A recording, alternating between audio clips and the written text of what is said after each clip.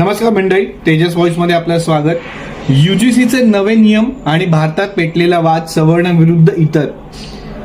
आता काय होतं की आपण समजून घेतलं पाहिजे की भारताची 1945 ला जेव्हा यूजीसी लागू झालं, देश स्वतंत्र 47 ला झाला, संविधान लागू 1951 पासून लागू झालं.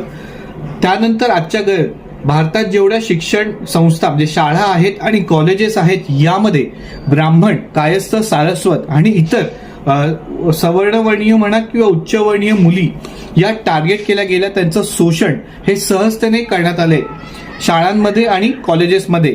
आता यूजीसीचा मुख्य उद्देश आहे समानता, उच्च दर्जाचं शिक्षण सगळ्या विद्यापीठांमध्ये देणं, ते आहे की नाही यासाठी उपाययोजना करणं, सल्ले देणं आहे.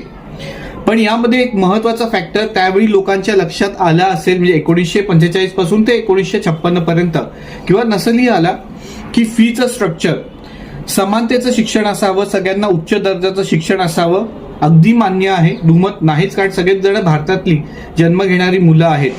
पण आजची परिस्थिती अशी आहे, म्हणजे गेल्या अनेक दशकांपासून, की ओपन कॅटेगरीतली मुलं ही जास्त पैसे भरतात, अव्वाच्या सव्वा. म्हणजे साधी शाळेची फी असेल किंवा कॉलेजचं तुमचं इयर असेल, म्हणजे पहिल्या वर्षापासून ते ग्रॅज्युएशन किंवा पोस्ट ग्रॅज्युएशन किंवा इतर पुढेही. मग प्रश्न आहे की सवर्णांना वेगळं किंवा अधिक क्वालिटीचं शिक्षण का नको?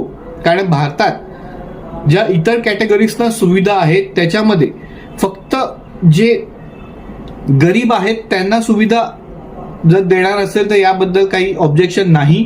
पण सरसकट सगळ्यांना सुविधा आहेत की म्हणजे ओपन कॅटेगरीला कॉलेजमध्ये 20,000 फी, तर ओबीसी पासून इतर कॅटेगरीजमध्ये, म्हणजे ओबीसींना जर म्हणजे ओपन कॅटेगरीची फी 15 असेल तर ओबीसींची माझ्यामध्ये 8 का 10,000 आहे, आणि इतरांना त्याहून कमी, काहींना 360 रुपये, काहींना 120 रुपये, काहींना फ्री आहे. परिस्थिती आजची अशी आहे की भारतीय संविधानात जेवढ्या कॅटेगरीज आहेत त्या कॅटेगरीजमध्ये अनेक लोक ही 5,000 10,000 रक्कम भरू शकतात सहजतेने, जी ओबीसी कॅटेगरीची लोक किंवा मुलं मुली भरत असतात किंवा ओपन कॅटेगरी मधली. मग जर फी मध्ये समानता नसेल तर सगळ्यांना समान शिक्षण देणं कितपत योग्य आहे? कदाचित असहमती होऊ शकते, पण विषय सर्व समानतेचा जेव्हा आपण म्हणतो तेव्हा कॉलेजचं किंवा शिक्षणाचं फी स्ट्रक्चर देखील समान असलं पाहिजे. जर एका कॅटेगरीला 360 रुपये असेल किंवा 120 रुपये फी असेल तर ती सर्वांना लागू झाली पाहिजे, या मताशी मी आहे. म्हणजे ओपन कॅटेगरी पासून ते शेवटच्या कॅटेगरीपर्यंत मग सगळ्यांना समान एज्युकेशन हे असलं पाहिजे. हा माझा पहिला मुद्दा. बाकीचे मुद्दे नंतर.